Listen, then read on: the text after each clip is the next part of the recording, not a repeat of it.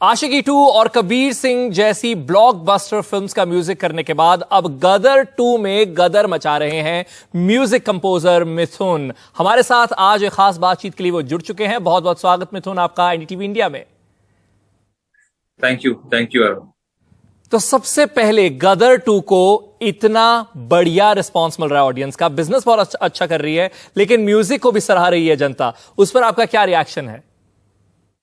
देखिए, सबसे पहले तो फिल्म रिलीज होने के पहले भी जब उड़जा काले कावा का रिक्रिएशन जब बाहर आया, मुझे लगा कि वो एक बहुत बड़ा लिटमस टेस्ट था हमारे लिए, पूरी टीम के लिए।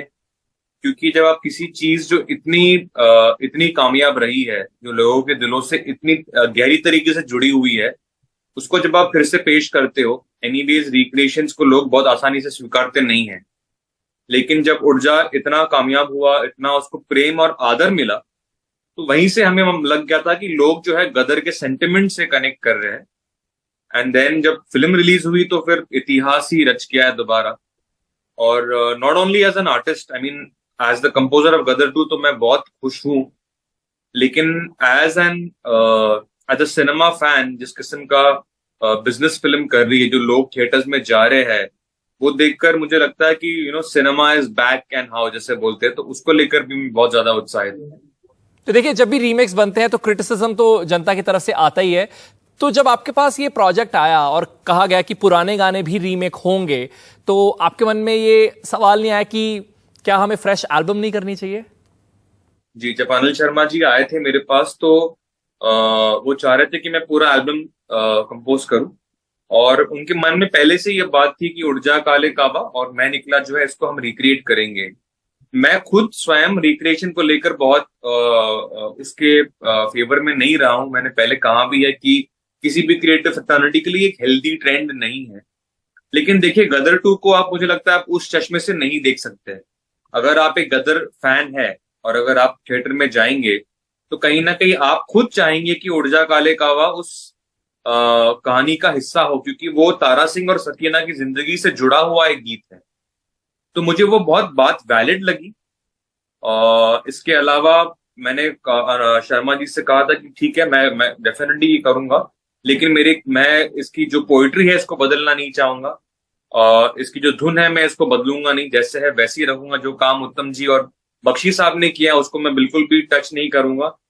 और उदित नारायण की आवाज जो है वो हम उसको बिल्कुल रिटेन करनी चाहिए, क्योंकि वो इस गाने के जेनेसिस का हिस्सा है। तो मुझे लगता है कि जब आप ये जो बेसिक प्रिंसिपल्स है, जो बेसिक गाने के इथॉस को आप मैनिपुलेट नहीं करते, तो मुझे लगता है वो चीज बहुत जायज हो जाती है और वैलिडेट हो जाती है, ऐसा मुझे लगा। और मुझे लगता है जनता ने उस बात को बिल्कुल कंफर्म कर दिया।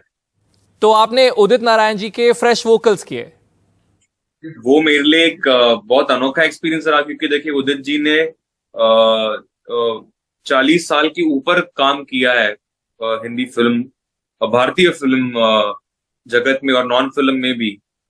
लेकिन जो उनके अंदर उत्साह मैंने देखा, उनके अंदर जो ऊर्जा है और कमिटमेंट, मतलब ऐसा नहीं कि उन्होंने जिस गीत को वो 20 साल से गाते आ रहे हैं, उसको उन्होंने मेरे तरीके से दोबारा सुना। एंड उन्होंने मुझे कहा कि आप इसको गाइए, मुझे रिकॉर्ड करके दीजिए, क्योंकि मैं आपके अनुवाद को जो है रिप्रोड्यूस करना चाहता हूँ। तो मुझे लगता है ये जो कमिटमेंट है, ये डेडिकेशन है, इसलिए शायद वो इतने बड़े लेजेंड है। उसको देखकर मुझे बहुत प्रेरणा मिली। आपने एक तरह से अरिजीत सिंह को ब्रेक दिया। उनका पहला बड़ा गाना आपके साथ था आशिकी 2 में, और आप बहुत सारे नए टैलेंट के साथ काम करते हैं। तो उदित जी के साथ रिकॉर्डिंग किस तरीके का एक्सपीरियंस था? देखिए, बात अरुण जी, मुझे लगता है बात आज या कल की नहीं। मुझे लगता है हर व्यक्ति अपने आप में अलग है, हर व्यक्ति अपने आप में अलग बैकग्राउंड से आता है, अलग ख्याल लेकर आता है। तो वैसे तो मेरे सारे जो आर्टिस्ट हैं जिनके साथ मैं काम करता हूँ अलग अलग ही है। मुझे लगता है अगर हम उदित जी की बात करते हैं, मुझे लगता है कि उनके अंदर का जो बालक है वो आज भी बहुत जिंदा है। वो सिनेमा में अपने आप को आज भी एक विद्यार्थी मानते हैं और बहुत उत्साहपूर्वक काम करते हैं। तो ये बहुत अनोखी बात है। अगर मैं अरिजीत की बात करता हूँ तो मुझे लगता है वो इतने नेचुरल है अपने संगीत को लेकर। मुझे लगता है कि संगीत उनके मुझे लगता है कि उनके एक आत्मा और जिस्म का हिस्सा है। जैसे वो बात करते हैं जैसे वो वार्तालाप करते हैं वैसे ही गा देते हैं। तो मुझे लगता है ये उनकी खास बात है, और उनका ज्ञान, क्योंकि वो इतने सीखे हुए हैं। तो मुझे लगता है हर व्यक्ति अपने अपना अलग अलग यूएसपी लेकर आता है स्टूडियो में। जमाना आजकल रील्स का है, डिजिटल मीडिया पे बहुत सारे रिक्रिएशन होते हैं गानों के, तो आपके गाने को जब क्रिएटर्स रिक्रिएट करते हैं तो आपको कैसा लगता है? देखिए, इस विषय पे मैं पहले भी बात कर चुका हूँ। पहली बात तो बड़ी सकारात्मक बात है कि अगर जनता आपके काम को एक्सेप्ट कर लेती है। जैसे जब मैंने आशिकी 2 का म्यूजिक किया था, तो मुझे याद है कि तुम ही हो के जो कवर वर्जन्स है वो सारी दुनिया से आ रहे थे, सिर्फ भारत से नहीं, बल्कि ऐसे बहुत सारे अंग्रेज बैंड्स थे, जर्मन बैंड्स थे जो उस गाने को कवर कर रहे थे। तो उस बात की खुशी डेफिनेटली होती कि आपका काम जो है वो दुनिया भर में फैल रहा है।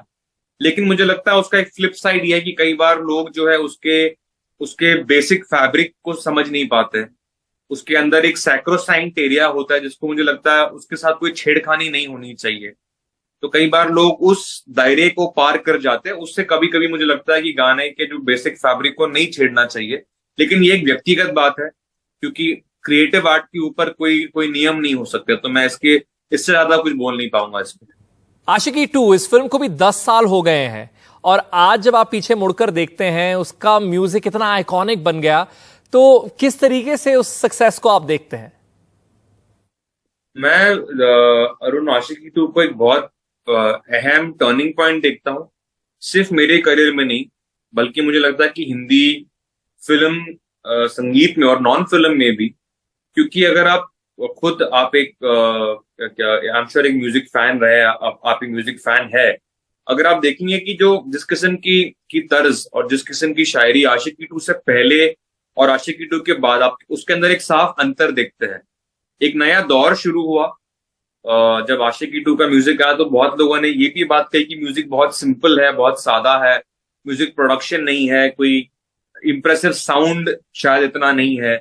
लेकिन मुझे लगता है वही मेरी पहचान है, वही क्या कहते हैं ना, जो वो मुझे डिफाइन करता है। मेरा अपना एक साउंड है, मेरी अपनी एक सिक्योरिटी है, जैसे मैं ऑपरेट करता हूँ। और उसके बाद आप देखेंगे तो वो जो तर्ज बनाने का जो एक स्ट्रक्चर है, वो जो एक राग छेड़ने का जो एक तरीका है, उन सुरों से खेलने का तरीका है, अल्फाजों से खेलने का तरीका है, वो ऐसा एक ट्रेंड बन गया कि आज तक गया नहीं। आप देखेंगे कि भारत देश में नहीं, लेकिन भारत के आसपास जो देश है, वो लोग भी उसी संगीत से और हमारे भारतीय मेलोडी से प्रेरित होकर वैसे ही काम कर रहे हैं। और मुझे लगता है कि आज के दौर में भी बहुत सारे ऐसे मशहूर गाने हैं जो आ रहे हैं, जो बहुत कामयाब होते हैं, जो उसी घराने से, उसी सोच से प्रेरणा रखते हैं। तो मुझे लगता है उसके लिए वो एक बहुत जरूरी स्थान है हिंदी फिल्म संगीत के इतिहास में। जो पहली आशिकी बनी थी उसमें आपके पिताजी ने काम किया था, और आशिकी 2 में आपने म्यूजिक कंपोज किया, तो वो एक प्राइड वाली फीलिंग आती है। आई चेरिश द मोमेंट, जैसे आपने मेरे पिताजी का जिक्र किया। देखिए, एक बेटे के लिए सबसे बड़ी बात ये होगी कि जब वो कोई जीवन में कोई उपाधि हासिल करता है या कोई सम्मान हासिल करता है, अगर वो सम्मान को अपने पिता के नाम समर्पित कर दे, तो मुझे लगता है जीवन सफल कहला सकता है। तो आशिकी 2 पे मैंने बहुत मेहनत की, मैंने बहुत दिल से काम किया। तुम ही हो जो गाना बड़े आसानी से लोग सुन लेते हैं और बहुत तारीफ करते हैं, और कभी कभी भूल भी जाते हैं कि हाँ, किसी ने बनाया होगा, क्या फर्क पड़ता है। लेकिन उनको पता नहीं कि उसके पीछे बहुत बलिदान है, बहुत तपस्या है, बहुत संघर्ष और रियाज है। तो उस पूरे मौके को जब मुझे फिल्म फेयर अवार्ड मिला, जो मेरे परिवार में और पूरे देश भर में बहुत गरिमा पूर्वक एक अवार्ड आज भी माना जाता है, उसको मैंने अपने पिता को समर्पित किया। तो मुझे लगता है वो मोमेंट बहुत मेरे लिए खास रहा है। जब आपका पार्टनर सेम इंडस्ट्री से होता है, उसका एक डिसएडवांटेज भी होता है, एडवांटेज भी होता है। तो दो सवाल है मेरे। सबसे पहले तो पलक का क्या रिएक्शन था जब उन्होंने देखा कि गदर 2 को इस तरीके से रिसीव किया जा रहा है, और दूसरा सवाल कि क्या आपको लगता है कि एडवांटेज और डिसएडवांटेज है? जिन्हें नहीं पता, पलक मुछाल जो बहुत ही पॉपुलर सिंगर हैं, वो और मिथुन की शादी इसी साल ही हुई है, तो उसकी भी बहुत बहुत बधाइयां। लेकिन ये दो सवाल अगर आप इसका जवाब दे पाए। देखिए, गदर 2 को लेकर तो पलक बहुत ज्यादा उत्साहित है। इनफैक्ट रोज सुबह वो मुझे उठाते हैं और मुझे कोई अच्छी खबर देते हैं कि अभी ये हुआ, अब लोग ये कह रहे हैं और अब ये गीत बाहर आया, अब ये गाना ट्रेंडिंग में है। तो वो एक बिल्कुल एक गदर फैन भी है और एक बहुत ड्यूटीफुल और बहुत सर्वगुण संपन्न पत्नी है, तो उसको लेकर बहुत उनके अंदर एक उत्साह है। हम प्रीमियर पे भी उन्होंने मेरा साथ दिया, तो वो बात ऑलरेडी, वो तस्वीरें भी बाहर आए थे। और हम जाके मुंबई के जो मास सेंटर्स के जो सिनेमा है, हम वहां पर जाकर दोबारा फिल्म देखने वाले हैं। तो ये सब उनकी ही सोच है, जिससे मुझे भी बहुत प्रेरणा मिल रही है। और जहां तक आपके सवाल का दूसरा हिस्सा है, मुझे लगता है आपका जो जीवन साथी है वो जीवन के किस श्रेणी से आता है, इससे कोई फर्क नहीं पड़ता। अरुण, ये मेरा व्यक्तिगत नजरिया है। मुझे लगता है कि अगर अ, आपने एक दूसरे के साथ चलने का फैसला किया है, तो अगर पलक एक डॉक्टर भी होते हैं, अगर वो एक साइंटिस्ट भी होते, तो भी मैं उतना ही अपने आप को खुशनसीब मानता और मेरा जीवन उतना ही सुखद होता।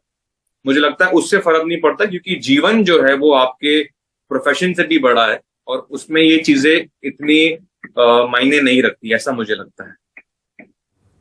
इसी के साथ ये बातचीत यहां पर खत्म होती है। एक बार फिर से गदर 2 के लिए आपको बहुत बहुत बधाइयां मिथुन। Thank you Arun.